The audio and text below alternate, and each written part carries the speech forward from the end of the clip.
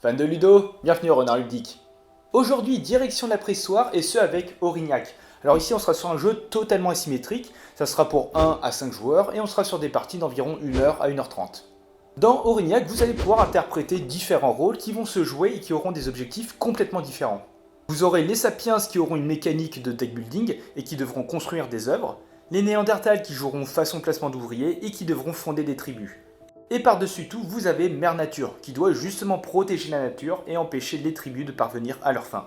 Allez, voyons comment préparer tout ça. Mais avant, n'hésitez pas à vous abonner pour ceux qui ne le sont pas déjà, et à lâcher un petit pouce bleu. Tout ça, ça aide grandement au soutien de la chaîne. Et sur ce, c'est parti.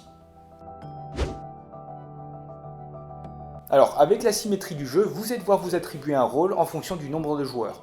Par exemple, vous allez pouvoir interpréter Mère Nature, mais qui est seulement conseillé à partir de 3 joueurs, soit une tribu de Sapiens, ou bien une tribu de Néandertal. Mais dans tous les cas, il faudra placer le plateau principal et prendre 4 cubes de bois, silex et nourriture. Et de façon aléatoire, vous allez en placer un sur chaque territoire spécial et 2 sur chaque territoire sans effet. Pour la Mère Nature, vous placerez aléatoirement 8 huiles animaux dans les zones de chasse, et vous les regroupez par animaux d'une même espèce. Vous allez trier les cartes saison et vous allez les placer au-dessus de votre plateau en commençant par le printemps. Et après avoir préparé la pioche des cartes actions, vous allez en piocher une par joueur. Pour les Néandertals, vous piocherez 3 tuiles fondation et bonus que vous associerez par paire. Vous allez les cacher derrière votre paravent. Vous mettrez au centre de votre plateau 4 membres ou 3 debout en fonction de votre couleur, et le reste couché sur la zone de vie à droite. La tribu verte va recevoir une nourriture, un bois et un silex, du fait qu'elle a moins de membres de tribu, et chaque Néandertal reçoit une tuile bonus que vous pourrez utiliser en début de partie. Concernant les Sapiens, vous devrez piocher 5 cartes amélioration que vous allez placer face visible pour constituer une rivière. Vous allez récupérer 5 cubes d'avancement des œuvres, et vous allez piocher 5 cartes de votre paquet. Si vous êtes la tribu orange, vous allez recevoir en plus un os, une peau et un bois de reine. Enfin, en commençant par le premier joueur puis à tour de rôle, vous allez placer votre chef de tribu sur un territoire du plateau en prenant une des ressources associées. Le troisième joueur va récupérer une ressource de plus identique, et le quatrième joueur prend en plus dans la réserve une nourriture, un bois ou un silex. Et là, vous êtes prêt à démarrer la partie.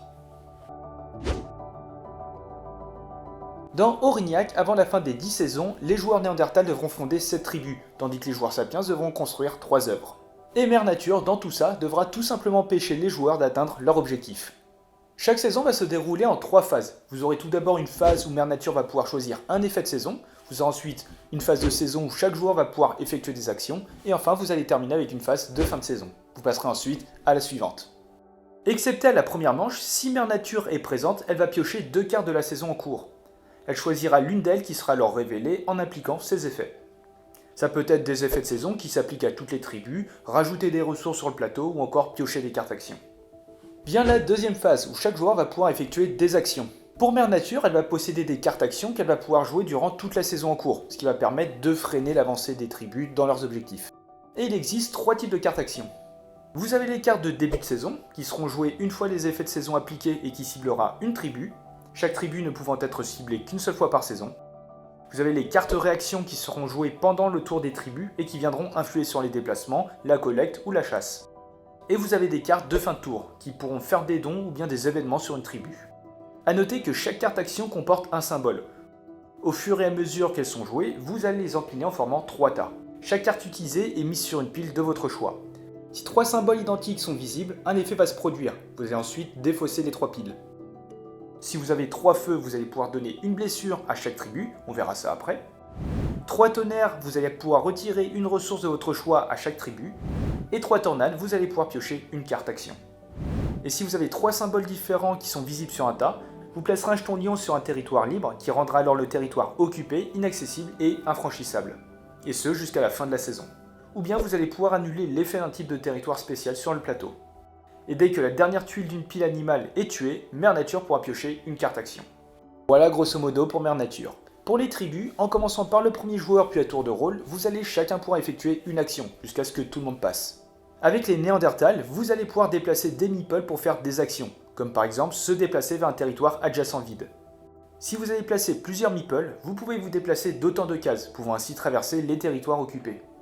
Et sur certains territoires d'arrivée, vous pourrez avoir certains effets, comme défausser une nourriture pour récupérer un membre, échanger des ressources, etc.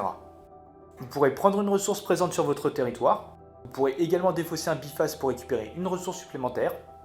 Vous pourrez fabriquer, donc en dépensant un composant pour en récupérer d'autres, qui vous serviront à améliorer vos actions ou à vous protéger des blessures.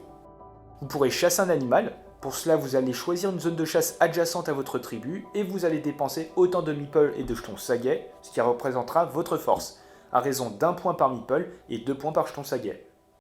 Si la force est au moins égale à la valeur de l'animal chassé, vous allez récupérer les ressources et donner la tuile à Mère Nature. Attention, pour rappel, si la tuile était la dernière de la pile, Mère Nature va pouvoir piocher une carte action. Et vous pourrez attaquer un autre joueur présent sur un territoire adjacent à votre tribu, et vous ferez un combat. Mais on verra cette partie-là juste après les actions. Et enfin, vous pourrez fonder une tribu. Vous allez défausser les ressources indiquées et la poser devant vous avec le bonus associé que vous allez récupérer. Vous coucherez le membre utilisé pour fonder la tribu dans une zone de vie sur l'emplacement le plus à droite. Et vous piocherez une nouvelle paire de tuiles. Et pour rappel, votre objectif étant de fonder cette tribu. Et pour les joueurs sapiens, vous allez jouer avec une mécanique de deck building. A votre tour, vous pourrez jouer une carte pour effectuer l'action qui est indiquée.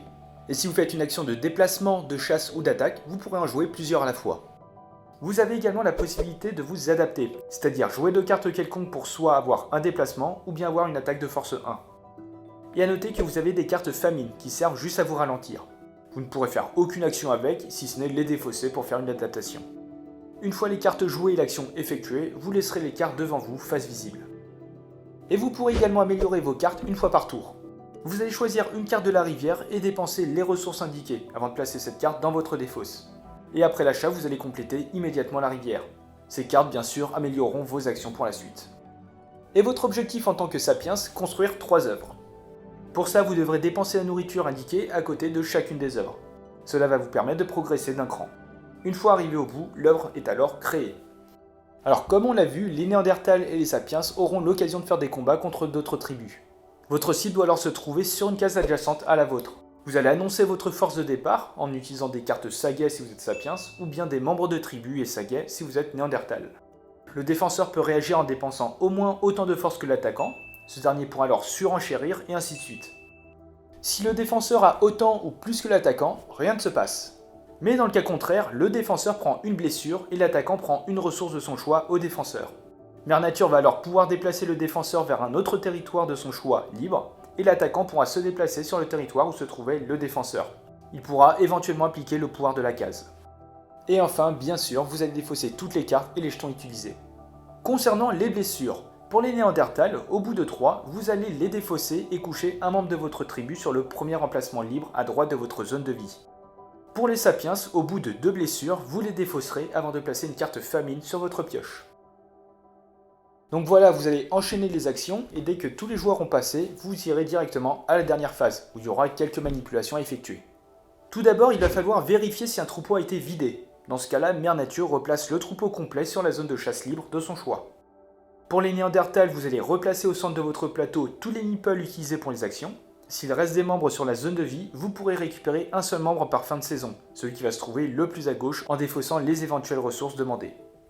Les sapiens, quant à eux, vont placer leurs cartes jouées dans leur défausse et vont piocher 5 nouvelles cartes. Et si tous les sapiens sont d'accord, vous allez pouvoir renouveler la rivière avec 5 nouvelles cartes.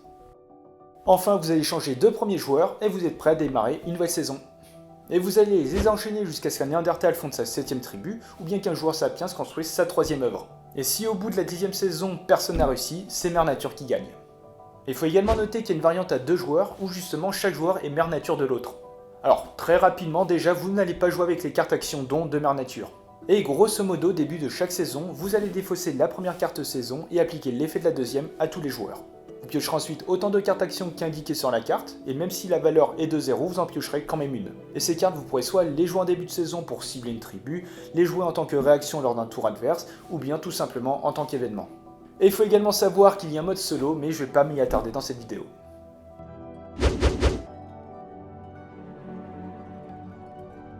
Et voilà, c'est la fin de cette vidéo, donc désormais vous savez tout sur Aurignac. Alors si le jeu vous a plu et que vous souhaitez soutenir la chaîne, n'hésitez surtout pas à utiliser le lien qui est en description.